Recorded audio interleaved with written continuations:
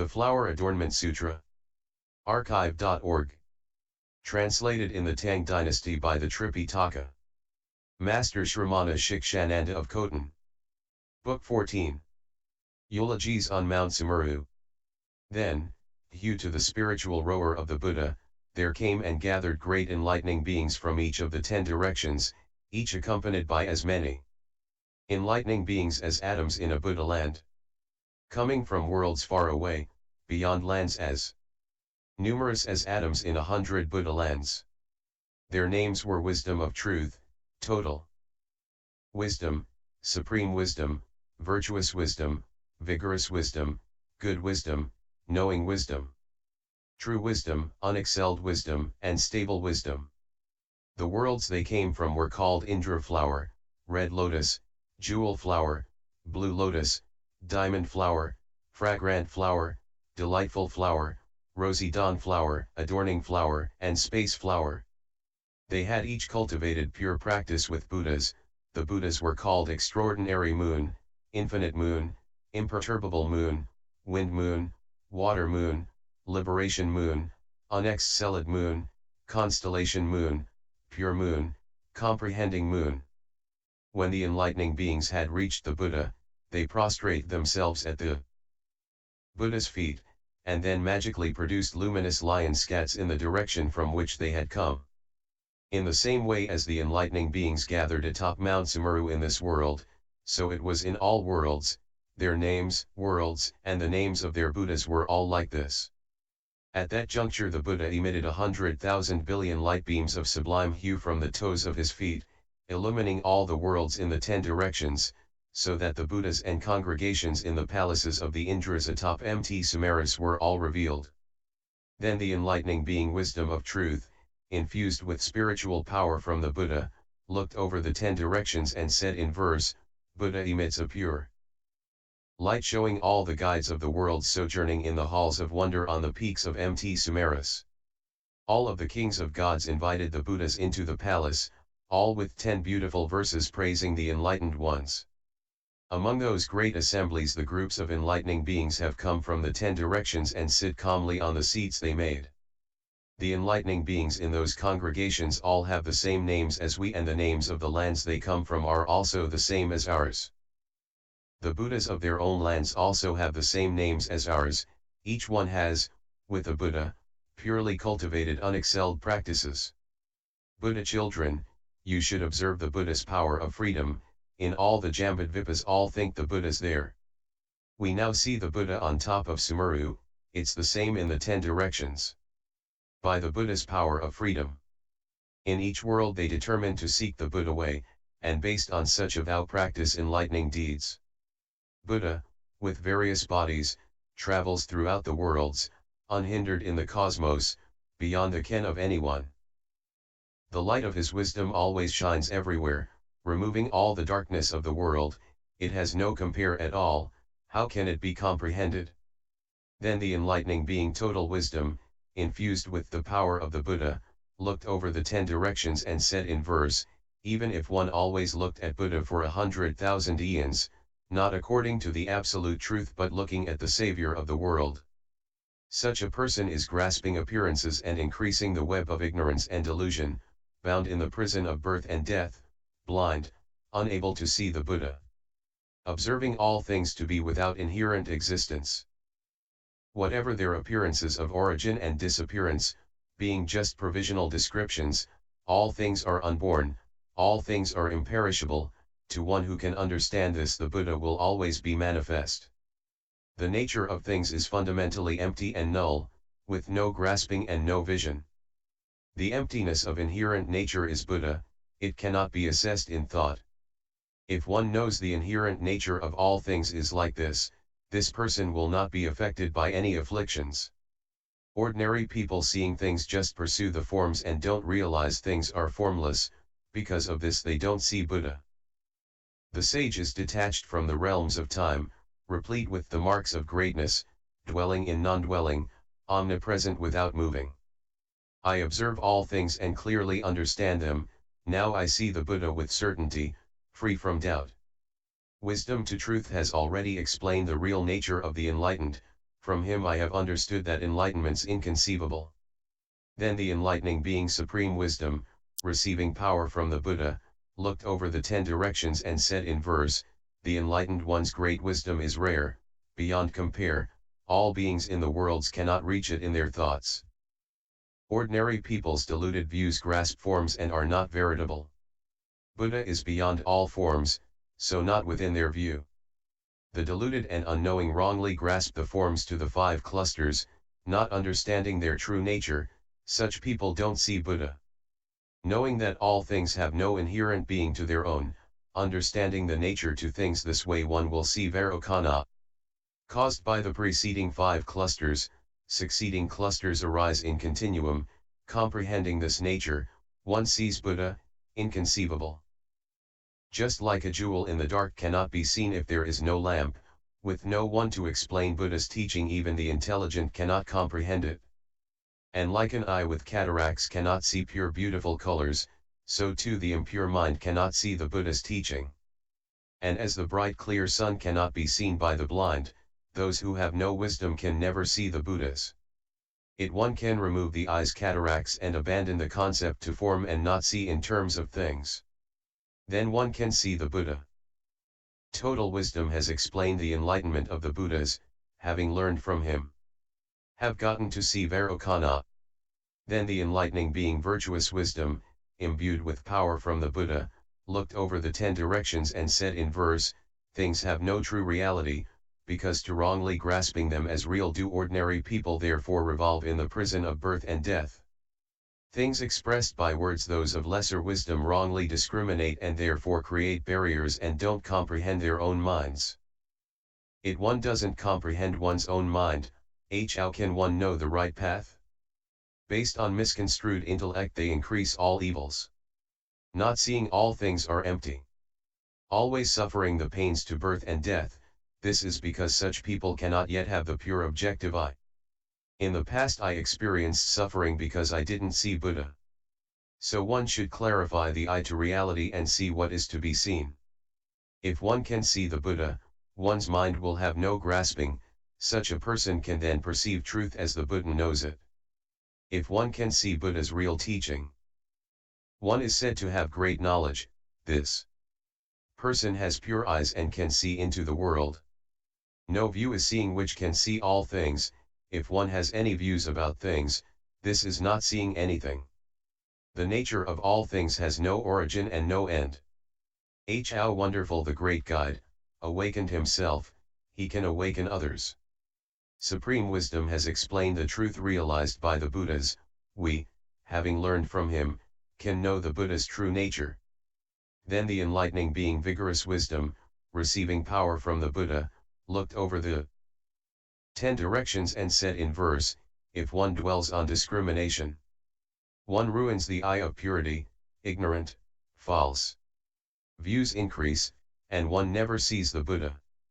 If one can understand falsehood as it is, without delusion, and know the basis of delusion is itself reality, one's perception of Buddha will be pure.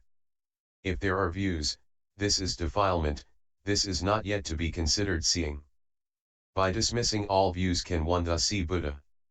Things spoken of in conventional terms people wrongly conceptualize, knowing the world is all birthless, this is seeing the world. If one sees seeing the world, this seeing is a feature of the world, in reality they're equal, no different, this is called true insight. If one sees they're equal, no different, one won't discriminate among things. Such vision is free from delusions, without indulgence, it's free. All the different things pointed out by the Buddhas are impossible to apprehend because their nature's pure. The nature of things is fundamentally pure, like space, it has no marks.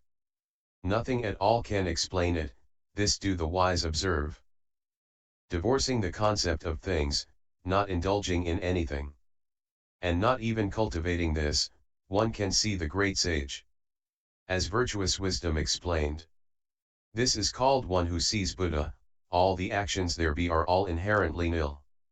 Then the enlightening being good wisdom, infused with Buddha's power, looked over the 10 directions and said in verse, extraordinary, the great beings, the countless enlightened ones are free from taint, their minds are free, self-liberated, they can liberate others. I see the lamps of the worlds as they are, without delusion, as one who has accumulated knowledge over cons can see. The acts of ordinary people all soon pass away, their nature is like space, so said to be without end. When the wise speak of endlessness, this is still not saying anything, because inherent nature is endless, it can have an inconceivable end.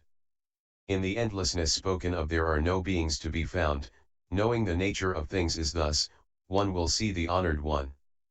No view is called seeing, the birthless is called beings, whether views or beings, knowing they've no substantial nature, the seer dismisses entirely. The subject and object of seeing, not destroying reality, this person knows the Buddha. If one knows the Buddha and the truth the Buddha tells, one can illumine the world like Buddha Vairocana does. The truly enlightened point out well the pure road of one truth, the great being vigorous wisdom expounds innumerable teachings, whether of existence or non-existence, his conceptions are all removed, thus he can see the Buddha and abide in reality. Then the enlightening being knowing wisdom, imbued with power from the Buddha, looked over the 10 directions and said in verse, hearing the supreme teaching, I produce the light of wisdom illumining all worlds everywhere. Seeing all the Buddhas. Herein there's not the slightest thing, only provisional names, those who think there's self and person enter a dangerous path due to this. People who grasp and cling think the body really exists, the Buddha is not something grasped, so they never get to see. These people lack the eye of wisdom and cannot see the Buddha, circulating in the sea of birth and death through uncountable cons. Contention is called birth and death, non-contention is nirvana, birth and death and nirvana both cannot be grasped. If one pursues provisional names and grasp these two things, one is not in accord with reality and doesn't know the sage's subtle path. One produces such conceptions, this is Buddha, this is supreme, one is deluded, this is not real truth, thus one cannot see true awakening. If one can know this real body's quiescent character of true thusness, one can see the truly enlightened transcending the path of speech. Things expressed in words cannot disclose the character of reality, only through equanimity can one see things, including the Buddha. The truly enlightened in the past, the future, and the present, forever sever the route to discrimination, that's why they're called Buddha.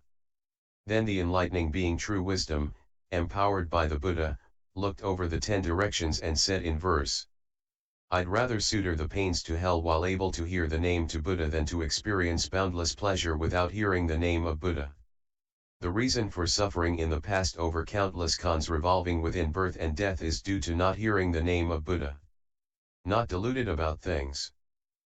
Realizing them as they truly are, detached from all compounded forms, this is called unsurpassed awakening. The present is not compounded, nor are the past and future, all things have no signs, this is the real body to Buddha. One can see this way IHC profound truth to things. Then one can see all Buddha's reality body in its true aspect. Seeing what's true as true and what's not true as untrue, such ultimate understanding is the reason toward the name of Buddha. Buddha's truth cannot be perceived, realizing this is called perceiving truth. The Buddhas practice this way, nothing can be grasped. Knowing they are many because one and one because many. Realize all things have no basis and only arise from compounding. There is no creator or created, they only arise from habitual conceptions. How can we know it is so? Because other than this naught is. All things have no abode. No definite locus can be found, the Buddhas abide in this. Ultimately unwavering. Then the enlightening being unexcelled wisdom, receiving Buddha's power, looked over the 10 directions and said in verse, the unexcelled great beings dismiss the concept of creatures. None can surpass them, that's why they're called unexcelled. The sphere attained by the Buddhas has no fabrication and no discrimination, the gross has no existence. And neither does the fine. The realms accessible to Buddhas are innumerable therein, true awareness is detached from numbers, this is the Buddha's true teaching. Buddha's light shines everywhere. destroying all darkness and gloom. This light neither has radiance nor does not have radiance. It has no attachment to things, no thought, and no defilement, no abode and no location, and does not destroy the nature of things. Herein there is no dualism. Yet neither is there oneness. One who sees well with great knowledge skillfully abides according to truth. No mean and no duality, and not even any non-duality, all in the worlds is void. This is the vision of the Buddhas. People with no awakened understanding Buddha makes abide in the truth. All things have no abode. Understanding this, one sees one's own body is not a body, yet said to be so, is not born yet manifests birth, no body and no view. This is the unexcelled Buddha body. Thus has true wisdom explained the nature of Buddha's subtle teaching. Any who hear this teaching will attain the pure eye. Then the enlightening being stable wisdom, empowered by the Buddha, looked over the 10 directions and said in verse: How grand, the great light, the vigorous unsurpassed hero, who appears in the world to help the confused. The Buddha observes all beings with a heart of great compassion, seeing them in the 3 realms to existence suffering over and over. Except toward the truly enlightened, the honored guide, full to virtue, there is none who can rescue all human and heavenly beings. If the Buddhas and enlightening beings did not appear in the world, there would not be a single creature who could have peace and ease. The Buddha, rightly awakened, as well as the sages and saints, appear in the world, able to bestow happiness on beings. If someone sees the Buddha, that is gaining great benefit. Hearing the name Buddha and developing faith is a monument in the world. We see the world honored ones and consider it a great boon. Hearing such a wonderful teaching, we all shall attain enlightenment. The enlightening beings, in the past, by the spiritual power of Buddha, attained the pure eye of wisdom and perceived the realms of the Buddhas. Now we see Vairocana and grow doubly in pure faith. Buddha's knowledge is boundless and cannot be fully explained. Even at the enlightening beings such as Supreme Wisdom, and I, Stable Wisdom, were to speak for countless eons, we could not tell it all. End chapter 14.